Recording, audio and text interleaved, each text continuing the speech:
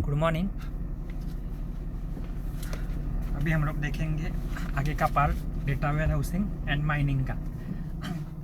तो उसमें हम लोग स्कीमा देख रहे थे। स्कीमा मॉडलिंग देखा। मॉडलिंग में 3 dimensional model that is cube extension of 2D normal square का एक्सटेंशन। अभी यहाँ पे हम लोग देख रहे हैं स्कीमा। स्कीमा क्या हेल्प करता है कि अपना व्यू कैसा होगा ये एक्सप्लेन करने के लिए या फिर समझने के लिए स्कीमा हेल्प करता है। उसमें फर्स्ट देखा था स्टार स्कीमा, सेकंड देखा था स्नोफ्लेक स्कीमा। हर एक के एडवांटेज डिसएडवांटेज, स्ट्रक्चर कैसा है, कैसे दिखते हैं, ये हम लोग ने देखा था। बराबर है। साथ ही में एडवांटेजेस डिसएडवांटेज भी देखे थे। अभी नेक्स्ट स्कीमा है फैक्ट कंसिडरेशन स्कीमा और multi dimensional database. Star schema रहे या फिर स्नो स्प्लेक स्कीमा रहे, उसमें क्या रहता है, एक फैक्ट टेबल रहता है, उसके साथ जुड़ा हुआ क्या रहता है, आपका डायमेंशन टेबल रहता है। फास्ट कंस्टलेशन स्कीमा में क्या रहते हैं, तो 2 डायमेंशन टेबल आपको दिखेंगे जब भी मैं आपको डायग्राम सेंड करूंगा। तभी डायमेंशन टेबल के साथ फैक्ट टेबल कनेक्टेड रहते हैं, फैक्ट टेबल के साथ डायमेंशन टेबल कनेक्टेड रहते हैं। ये है एक स्ट्रक्चर। आप जब भी 3 डायग्राम एक्चुअली में कंपेयर करोगे, मैंने आपको पहले भी इमेजेस भेजी है और आज जो लेक्चर है उसकी भी इमेजेस आज ही भेजी है सुबह। वो कंपेयर करो, इमेजेस अच्छे से रखो। जिनके पास बुक नहीं है वो, अगर बुक है तो अच्छी बात है, नहीं तो आप ये इमेजेस को भी रिफ़र कर सकते हो। साथ ही गूगल पे भी सर्च कर सकते हो बेसिक लेवल का। ठीक है, आपको कुछ हायर डिटेल लेवल में नहीं है। अभी the fact consideration have multiple fact table. Normally fact table कितने होते थे, एक ही होते थे।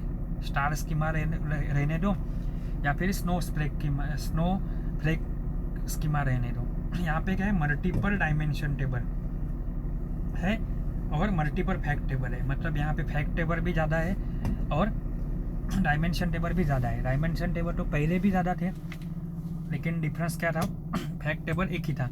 लेकिन यहाँ पे मतलब कहाँ पे, फैक्ट कंसिडरेशन स्कीमा में डायमेंशन टेबल मल्टीपल है और फैक्ट टेबल भी मल्टीपल है। This type of schema can be viewed as a collection of a star snowflake schema. जो हम लोग ने देखा पहले, star schema plus snowflake schema, ये दोनों का कॉम्बिनेशन कौन है, आपका फैक्ट कंसिडरेशन स्कीमा है। ठीक है। द मेन डिसएडवांटेज क्या है, इट इज कॉम्प्लिकेटेड डिज़ाइन। इसकी डिज़ाइन कैसी होती है, कॉम्प्लिकेटेड। ज़्यादा डिटेल में मत सोचो, इतना याद रखो कि यहाँ पे फैक्ट टेबल भी मल्टीपल है, डायमेंशन टेबल भी मल्टीपल है। यहाँ पे आपका डिसएडवांटेज क्या है, इसकी डिज़ाइन कॉम्प्लिकेटेड होती है। बराबर है। ये देखो डायग्राम सामने, डायमेंशन टेबल कौन से है आपके पास, तो डायमेंशन टेबल है ब्रांच और डेट। वो डायमेंशन के साथ किसके साथ कनेक्टेड है, फैक्ट टेबल के साथ। लेकिन वो सिंगल फैक्ट टेबल के साथ कनेक्टेड नहीं है। वो कितने फैक्ट टेबल के साथ कनेक्टेड है, एक तो रेवेन्यू के साथ ब्रांच एंड डेट कनेक्टेड है और एक प्रोडक्ट के साथ ब्रांच और डेट कनेक्टेड है। बट वापस से फैक्ट टेबल के साथ और एक डायमेंशन टेबल कनेक्टेड है, कौन सा वाला, डीलर। वैसे ही प्रोडक्ट वाले फैक्ट टेबल के साथ कौन कौन कनेक्टेड है, डायमेंशन टेबल कौन सा कनेक्टेड है, प्रोडक्ट वाला। इसका मतलब है एक फैक्ट टेबल कंसिडर करो, कोई कौन सा रेवेन्यू वाला, उसके पास डायमेंशन टेबल कितने हैं, 3, डीलर, ब्रांच, डेट। लेकिन जो डेट डायमेंशन टेबल है वो और एक किसी फैक्ट टेबल से कनेक्टेड है, वो कौन है, प्रोडक्ट। जो डेट नाम का डायमेंशन टेबल है वो भी किसके साथ कनेक्टेड है, प्रोडक्ट के साथ। लेकिन प्रोडक्ट नाम के फैक्ट टेबल के साथ और कौन कनेक्टेड है, तो प्रोडक्ट का डायमेंशन टेबल कनेक्टेड है। इसका एडवांटेज क्या है, it is highly flexible. Data redundancy नहीं रहती, मतलब डुप्लीकेशन नहीं रहता है। डुप्लीकेशन नहीं मतलब रो मेमोरी स्पेस रिक्वायर्ड, मेमोरी कम लगेगी उसको। बराबर है। अभी इसके डिसएडवांटेज क्या है, इतना सारा design, dimension table, fact table, dimension table, complicated design हो जाती है। To create, implement and maintain galaxy schema is a tough job. इसी को क्या बोलते हैं, गैलेक्सी स्कीमा बोलते हैं। सब एक दूसरे के साथ कनेक्टेड है। More complex queries are required. जितना ये कॉम्प्लेक्सली क्रिएट किया है उतना ही क्या रहता है, कॉम्प्लेक्स क्वेरी उसको कॉल करने के लिए लगेगी। And data analysis is difficult. Analysis करना डिफ़िकल्ट है क्योंकि डेटा सिंपली है क्या, नहीं, डेटा का स्ट्रक्चर कॉम्प्लेक्स है, इसके लिए क्या होता है, वो एनालिसिस इज डिफ़िकल्ट। ये होने के बाद हम लोग देखेंगे ओलैप, बराबर है। देयर आर 2 टाइप्स ऑफ ओलैप, उस दिन हम लोग ने देखा था। तो ओलैप में एक रहता है आर ओलैप और एक दूसरा रहता है एम ओलैप। आर मतलब रिलेशनल ऑनलाइन एनालिटिकल प्रोसेसिंग और एम मतलब multi dimensional online analytical processing. R OLAP का फुल फॉर्म लिखना है, बाद में पहली लाइन देखो उसमें, as name suggest it deals with the data in any relational database. Data अगर रिलेशनल डेटाबेस फॉर्मेट में रहेगा तो उसके लिए वो क्या रहता है, आर ओलैप रहते हैं। डेटा रिलेशनल फॉर्मेट में मतलब क्या है, वहाँ पे टेबल रहेंगे, टेबल में क्या रहेंगे, ऊपर फील्ड या फिर एट्रीब्यूट, एट्रीब्यूट के साथ नीचे क्या रहेंगे, कॉलम और रो रहेंगे, बराबर है। For large scalable data R OLAP server can be useful. जो डेटा स्केलेबल है और लार्ज क्वांटिटी में उसके लिए क्या रहता है, आर ओलैप रहता है। Because of its high query processing, query processing कैसा है उसका, हाइयर। दूसरा क्या है, एसक्यूएल इज द, अगर आरडीबीएमएस आपने पढ़ा मतलब आपका डीएमएस जैसा, तो उसमें क्या रहती है, क्वेरी लैंग्वेज कौन सी रहती है, एसक्यूएल, वो यहाँ पे यूज हो सकती है। अभी दूसरा है एम ओलैप, एम मतलब मल्टी डायमेंशनल, मल्टी डायमेंशनल मतलब जिसमें 2 या फिर 2 से ज़्यादा डायमेंशन है। M OLAP stand for a multi dimensional online analytical processing system. Full form लिखना है। Major difference between R OLAP and M OLAP क्या है, R OLAP use when larger database is there and M OLAP कभी use करते हैं जब भी smaller quantity या फिर small scale data is there. M OLAP is stored in a summarize manner, वो कहाँ पे होता था, टेबल फॉर्मेट में स्टोर होता था। टेबल में क्या रहते थे, ऊपर एट्रीब्यूट या फिर कॉलम नेम और रो और इंडिविजुअल एंट्री रिकॉर्ड। लेकिन एम ओलैप क्या रहता है, समराइज मैनर में रहता है, बराबर है। Data of the data cube represents an attribute of a data stored in it as compare to the data stored in form of R OLAP. M OLAP works on the concept of a data cube. ये 3 dimension में काम आता है, dimension बढ़ गए, 2 dimension थी तो वहाँ पे क्या था, रो और कॉलम से बना हुआ टेबल था, यानी आर ओलैप में। यहाँ पे मल्टी डायमेंशन हो गए तो यहाँ पे क्या हो गया, क्यूब हो गया। क्यूब मतलब जहाँ पे 2 या 2 से ज़्यादा डायमेंशन रहती है वो। इसके बाद हम लोग देखेंगे कैरेक्टरिस्टिक नीड ऑफ ओलैप। तो नीड ऑफ ओलैप में क्या आएगा, कैरेक्टरिस्टिक ऑफ ओलैप सबसे पहले के it provide business user to have multi dimensional and logical view. अगर बिजनेस यूजर को मल्टी डायमेंशनल और लॉजिकल व्यू चाहिए तो उसके लिए क्या है, आर ओलैप है। सेकंड क्या है, फैसिलिटेट द 1 मिनट, सेकंड क्या है, facilitate the query and complex analysis for the user, query को फैसिलिटेट करो।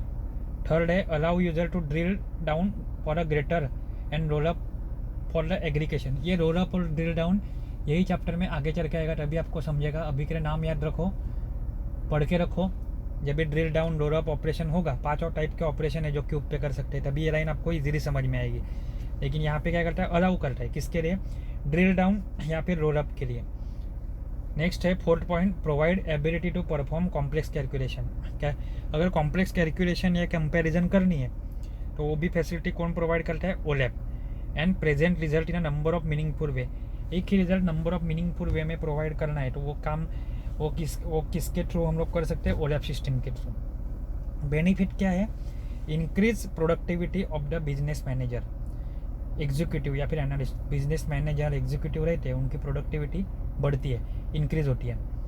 Inherent flexibility of OLAP system means that user may be self sufficient, मतलब यहाँ पे क्या है, यूजर सेल्फ सफिशिएंट है, मतलब जो कुछ भी डेटा या फिर चाहिए वो सब कुछ उसके खुद के पास होता है।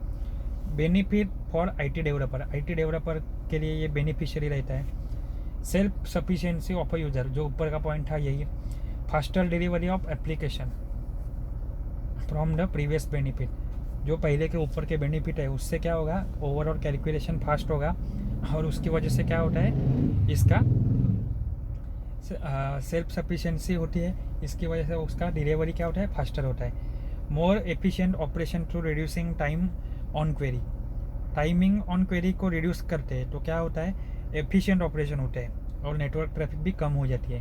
And ability to model a real world challenge with a business metric and dimension, जो रियल वर्ल्ड प्रॉब्लम रहते हैं उसको कॉन्फ़िगर करो या फिर उसको मैच करो या फिर मैप करो इसके साथ, अपने बिजनेस मेट्रिक और डायमेंशन के साथ। ये है एडवांटेजेस एंड नीड ऑफ ओलैप। अभी ओलैप में एक पहला ऑपरेशन है जो हम लोग खाली आज देखेंगे।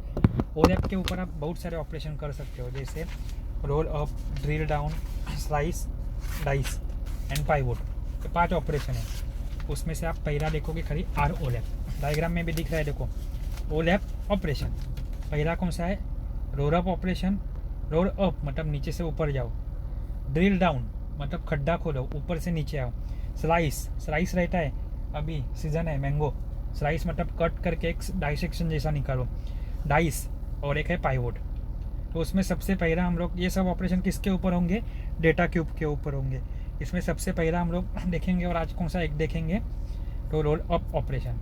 रोल अप मतलब क्या, उसको बोलते हैं कॉन्सिडरेशन या फिर एग्रीगेशन, मतलब साथ में आना। आपको रहते हैं आप 3rd ईयर पास हो गए, फिर एग्रीगेट कितने मार्क मिले या फिर कॉन्सोलिडेटेड मार्क्स कितने मिले, तो सबका साथ में मिलके कितने मार्क मिले, ये प्रेजेंट करने वाला कौन है? Roll up operation.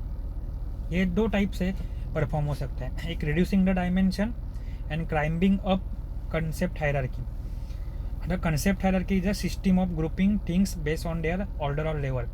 यहाँ पे क्या होगा, आपका सिस्टम जो ग्रुपिंग है वो किसके ऊपर डिपेंड रहेगा? ऑर्डर या फिर लेवल के ऊपर। अभी डायग्राम देखो, आपको डायग्राम के हिसाब से इजीली समझ में आएगा कि रोल अप क्या रहता है। देखो सबसे पहले फिगर 2.9 है, बराबर है। तो यहाँ पे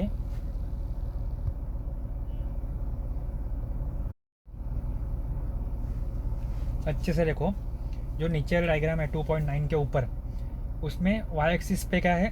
time quarter Q1, Q2, Q3, Q4। उसके ऊपर ही क्या है? Location, date is cities. कौन सी है? Sydney, Perth, Los Angeles, New Jersey. उनके लिए अलग अलग वैल्यू दी है। 395 for Perth, 1560 Los Angeles, 440 New Jersey के लिए। और along the x axis you can say there are item types, that is PC, book, shoe and clothes है। एक जगह पे टाइम, एक जगह पे लोकेशन और एक जगह पे आइटम टाइप। अभी रोल अप ऑपरेशन करते हैं, मतलब हम लोग नीचे से ऊपर जाते हैं, मतलब कॉन्सिडरेट करते हैं, मतलब सिमिलर टाइप ग्रुपिंग को साथ में लेके आते हैं। वो कैसे हो रहा है? देखो time quarter Q1, Q2, Q3, Q4 वैसा ही है, लेकिन जो ऊपर 4 सिटी है उनको 2 ही बना दिया। कैसे? जो न्यू जर्सी और लॉस एंजलिस है ये हमें मालूम है कहाँ का है, ऑस्ट्रेलिया USA का है। इसीलिए देखो 1560 एंड 440 को एडिशन कर दिया तो क्या होगा? 2000 हो जाएगा। तो USA के ऊपर क्या लिख दिया है? 2000 लिख दिया है। और पर्थ और सिडनी कहाँ के हैं? ऑस्ट्रेलिया के। तो वो उनका टोटल दिखाया नहीं दिखाया वो जाने दो, लेकिन वहाँ पे क्या लिख दिया? ऑस्ट्रेलिया लिख दिया। इसलिए ऊपर 4 वैल्यू थी तो दो कॉमन ग्रुप बना, इसलिए कितनी हो गई? 4 की वो क्या बन गई? 2 बन गई।